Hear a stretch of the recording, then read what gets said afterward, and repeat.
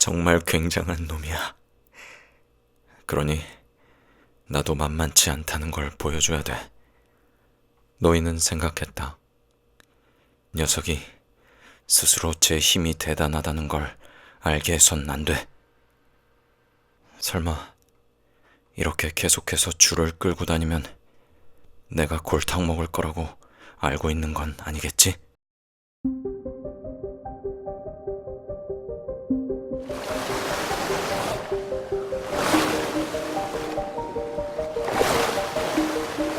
노인은 이제까지 큰 고기를 많이 보아왔다. 그 중에는 1000파운드가 넘게 나가는 놈도 있었는데 노인은 평생 그런 큰 고기를 2번이나 잡았다. 하지만 그때는 혼자가 아니었다. 지금은 혼자 먼 바다에 나와 있고 자신이 보아온 것 중에서 가장 큰, 생전 들어보지도 못한 엄청난 놈을 만난 것이다. 게다가 노인의 왼손은 아직도 쥐가 풀리지 않아 쪼그라든 독수리 발톱처럼 뻣뻣하게 굳어 있었다. 결국엔 풀리게 될 거야. 노인은 생각했다. 분명히 풀려서 오른손을 거들어 줄 거야. 내게 형제나 다름없는 게 바로 고기와 이 2손이 아닌가? 또 반드시 풀려야만 해. 쥐가 난 손을 어디에 써먹는단 말이냐?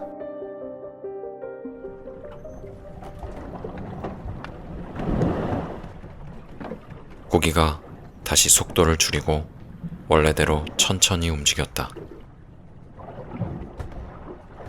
저놈이 아까 왜 뛰어올랐는지 알 수가 없네. 노인은 생각했다. 지 몸집이 얼마나 큰지 나한테 보여주려고 올라온 걸까? 하긴 이젠 궁금증이 풀렸잖아. 노인은 생각했다. 내가 어떤 사람인지 녀석에게 보여줘야 하는 건데 내 손에 쥐가 났다는 걸 녀석이 알면 안 돼. 내가 보기보다 더 센 사람이라는 걸 알려줘야 돼. 나한테는 충분히 그럴 능력이 있어. 노인은 편안한 자세로 배전에 기대어 고통을 참으려고 이를 악물었다. 고기는 꾸준히 헤엄치고 있었고 덩달아 배도 찌푸른 바닷물을 헤치며 계속 나아갔다. 정오 무렵 노인의 왼손에 감각이 돌아왔다. 자세는 그리 불편하지 않았지만 고통은 여전했다. 그래도 노인은 고통을 전혀 인정하려 들지 않았다. 난 종교가 없지만 이 고기를 잡을 수만 있다면 주의 기도와 성모송을 10번이라도 외우겠어. 그리고 이 고기를 잡는다면 코블의 성당으로 순례하러 가는 것도 약속할 수 있지. 약속하고 말고. 노인은 기계적으로 기도문을 암송하기 시작했다. 어떨 때는 너무 피곤해서 얼른 다음 말이 생각나지 않았지만 빨리 외다 보면 저절로 술술 나오곤 했다. 주의 기도보단 성모송이 더 외우기 쉽구나. 노인은 생각했다. 은총이 가득하신 마리아님 기뻐하소서. 주님께서 함께 계시니 여인 중에 복되시며 태중의 아들 예수님 또한 복되시나이다. 전주의 성모 마리아님, 이제와 저희 죽을 때 저희 죄인을 위하여 빌어주소서. 아멘. 이어서 노인은 이렇게 덧붙였다. 복되신 마리아님, 이 고기의 죽음을 빌어주소서. 훌륭한 고기이긴 하지만요. 아멘. 이렇게 기도를 하고 나자 기분이 한결 나아졌다. 하지만 고통은 사라지지 않았다. 어쩌면 고통이 조금 더 심해진 것 같아 노인은 배전에 기대어 기계적으로 왼손의 손가락을 움직여보기 시작했다. 미풍이 부드럽게 불고 있었지만 햇살은 뜨거웠다. 이제부터 어떻게 해서라도 힘을 아껴야 돼. 그나저나 녀석이 저렇게 클 줄은 정말 몰랐네. 그래도 난 녀석을 죽이고 말 거야.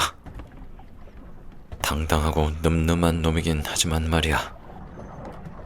노인은 다짐했다.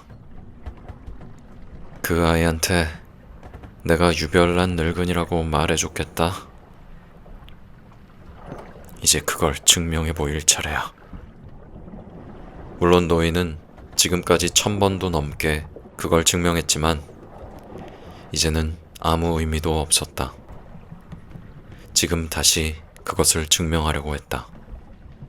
그때마다 늘 처음 시작하는 것처럼 새로웠고 이전에 했던 일은 결코 머릿속에 담아두지 않았다.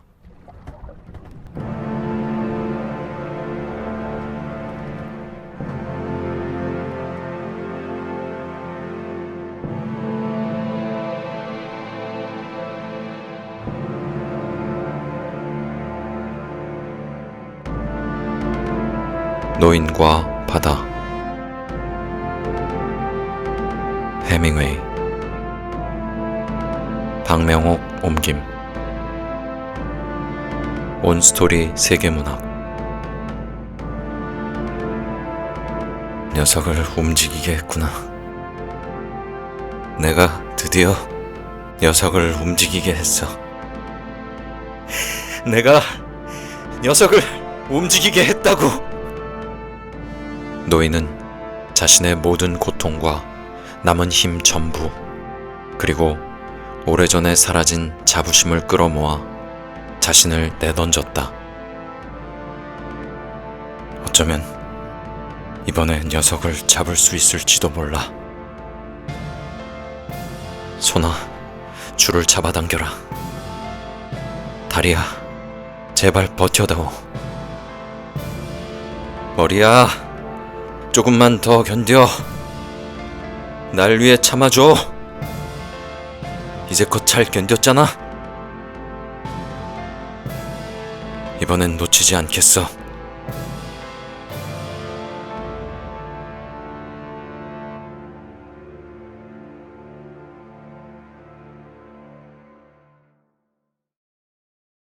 노인은 멕시코 만류에서 조각배를 타고 혼자서 고기를 잡는 어부였다. 노인은 벌써 84일째 고기를 한 마리도 잡지 못하고 있었다. 처음 40일 동안은 한 소년이 노인을 따라 바다로 나갔다.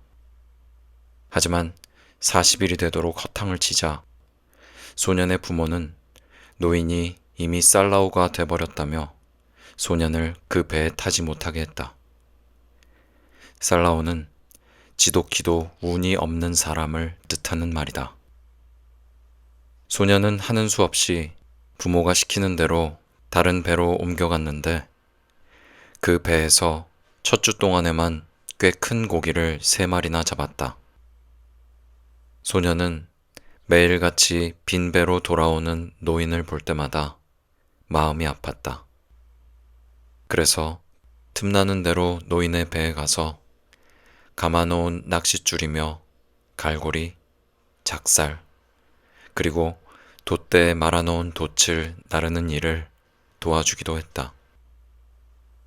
헌 밀가루 부대를 누덕누덕 기워 만든 돛은 둘둘 말아놓은 모양이 마치 영원한 패배의 깃발처럼 보였다.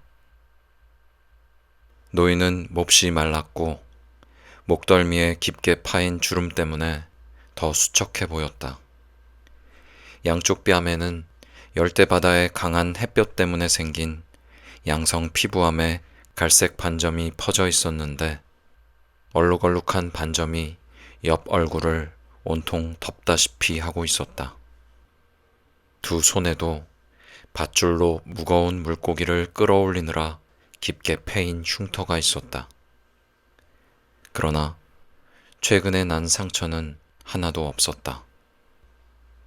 모든 상처는 마치 물고기 없는 사막에 침식된 지형처럼 오래된 것이었다. 노인의 몸 구석구석에는 오랜 세월의 연륜이 배어 있었지만 두 눈만은 달랐다. 바다처럼 푸른 두 눈은 생기가 넘치고 투지에 불타고 있었다.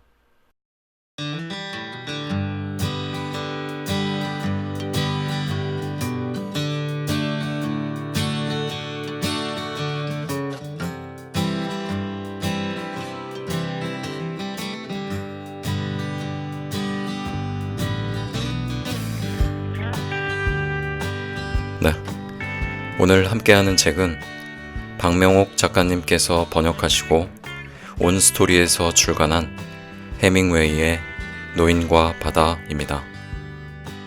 낭독을 허락해주신 작가님과 출판사 관계자분들께 감사의 말씀 드립니다. 19세기 마지막 해에 태어나서 20세기 전반 세계 문학을 대표했던 작가 해밍웨이는 그가 남긴 소설보다 더 극적인 삶을 살았죠. 1차 세계대전과 스페인 내전 등에 참전했고 또 기자와 특파원으로서 분쟁 지역을 취재했고 복싱과 투우 그리고 사냥을 즐겼던 그런 스포츠 광으로서 아프리카 등 세계 각지를 여행하면서 수많은 위험과 사고 그리고 죽을 고비를 여러 번 넘기기도 했는데요. 해밍웨이는 그런 자신의 삶과 주변 사람들의 이야기를 소설 속에 담았습니다. 그래서 그의 소설 속에 등장하는 주인공들은 대부분 그 자신처럼 미국 태생의 백인이었고요. 그런 면에서 보면 쿠바인이 주인공인 노인과 바다는 좀 특이하다고 그렇게 볼 수 있을 것 같습니다. 그런데 망망대해에서 홀로 거대한 청새치와 그리고 상어떼들과 사투를 벌이고 돌아오는 이 늙은 어부의 이야기 속에 해밍웨이는 자신의 삶과 사상을 모두 담았다고 그렇게 말합니다. 노인과 바다가 쿠바의 한 어부가 실제로 겪은 일을 바탕으로 쓰여졌다는 건 많이 알려져 있죠. 그런데 해밍웨이가 이 어부의 이야기를 처음 들었던 건 노인과 바다가 쓰여지기 16년 전인 1936년이었다고 합니다. 당시에 해밍웨이는 에스콰이어지에 이 늙은 어부의 이야기를 원고지 두어 장 분량 그 정도로만 그렇게 짧게 실었었는데요. 그리고 16년의 세월이 지난 후에 다시 그 이야기를 제대로 된 소설로 쓰게 됩니다. 왜 그랬을까요? 이건 어디까지나 저의 생각입니다만 1936년에 해밍웨이는 작가로서 그리고 한 인간으로서 전성기의 삶을 살고 있었습니다. 그런 그에게 있어서 이 늙은 어부의 이야기는 그냥 그저 단순한 흥미거리 정도로만 그렇게 보였을 것 같습니다. 그러나 1940년에 발표한 누구를 위하여 종을 울리나 이 작품이 큰 성공을 거둔 이후 해밍웨이는 육체적으로나 정신적으로 허물어져 가기 시작했고 그 후 10여 년 동안 그가 쓴 작품들은 사람들한테 거의 읽히지 않았습니다. 심지어 출판이 되지 못한 책들도 있었고요. 그렇게 작가로서 생명이 끝났다는 말을 듣던 그에게 이 늙은 어부의 이야기는 16년 전과는 다른 의미로 그렇게 다가왔을 거라고 저는 생각합니다. 노인과 바다는 아름답고도 냉혹한 자연 속에서 자신의 존재를 증명하기 위해 홀로 외로운 사투를 벌이는 한 인간의 모습을 온 힘을 다해 그리고 있습니다. 해밍웨이는 산티아고가 그랬던 것처럼 자신의 모든 고통과 남은 힘 전부, 그리고 오래전에 사라진 자부심을 끌어모아 이 글을 써냈다고 생각합니다. 이 글의 낭독을 자부심을 지키며 살아가는 모든 분들께 바칩니다. 노인은 자신이 이제 돌이킬 수도 없이 완전히 패배했다는 것을 알았다.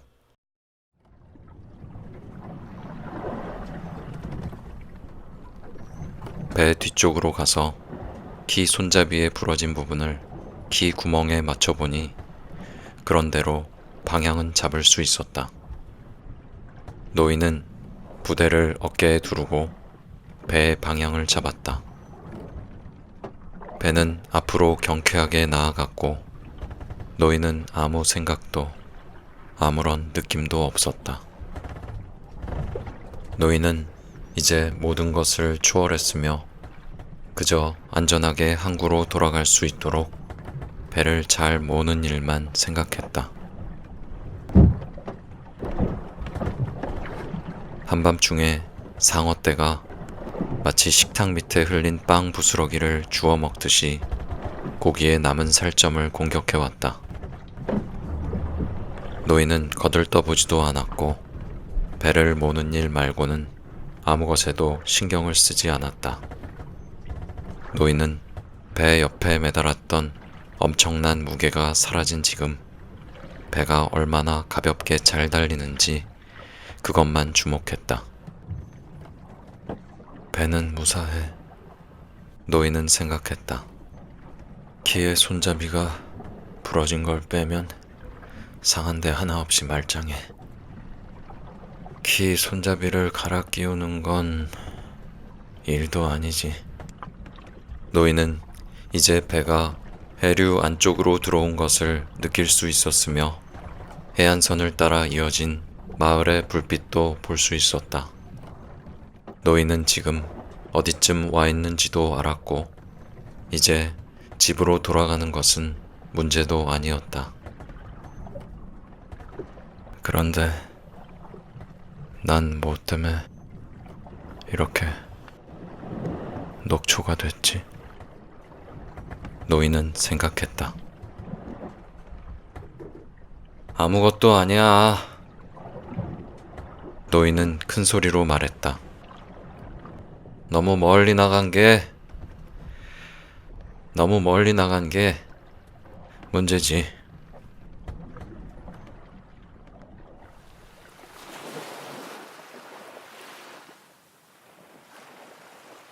노인이 작은 항구로 배를 몰고 들어왔을 때 테라스 식당의 불은 이미 꺼져 있었다. 모두가 잘 시간이었음을 그는 알았다. 미풍은 점점 거세어져 사납게 불고 있었다. 그런데도 항구 안은 조용했다.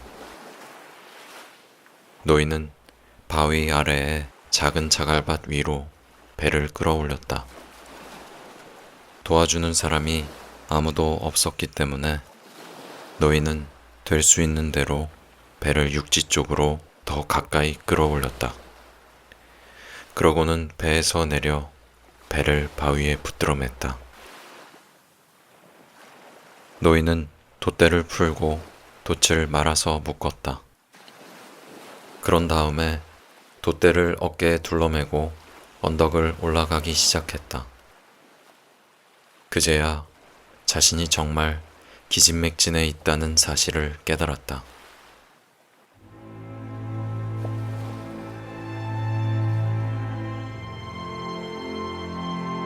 노인은 잠시 걸음을 멈추고 돌아서서 배 뒤쪽으로 높이 솟구친 고기의 거대한 꼬리가 가로등의 불빛에 비치는 모습을 바라보았다.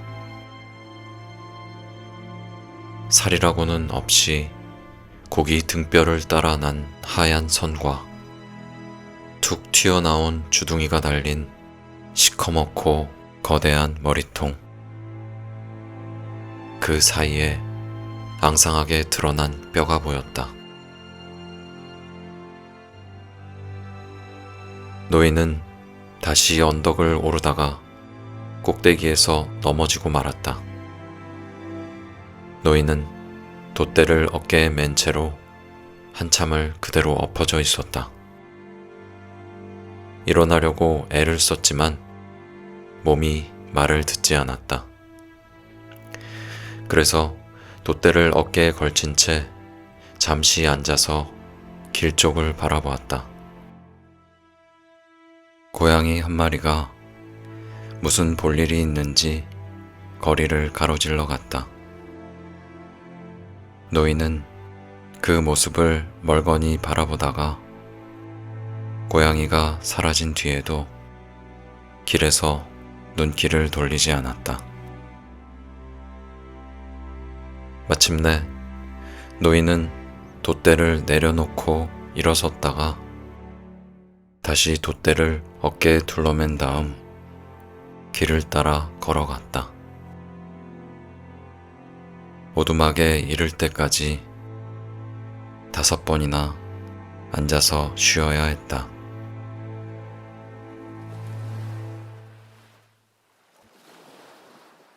노인은 오두막으로 들어가 돛대를 벽에 기대어 세웠다. 그리고 어둠 속에서 물병을 찾아내어 물을 한 모금 마셨다. 그런 다음에 노인은 침대로 가서 누웠다. 담요를 어깨에 두르고 등과 다리도 감싼 다음 바닥의 신문지에 얼굴을 파묻었다. 두 팔은 쭉 편 채 손바닥은 위로 펼치고 엎드린 노인은 잠이 들었다. 아침에 소년이 문을 열고 들여다보았을 때 노인은 자고 있었다. 바람이 너무 심해서 돛담배들은 바다로 나갈 수가 없었다. 그래서 소년은 늦잠을 잤고 매일 아침 하던 습관대로 노인의 오두막에 와본 것이었다. 소년은 노인이 숨 쉬는 것을 보았다. 그리고 노인의 두 손을 보고는 그만 울기 시작했다. 그러고는 커피를 가져오기 위해 살그머니 밖으로 나갔다. 길을 내려가면서 소년은 계속 울었다.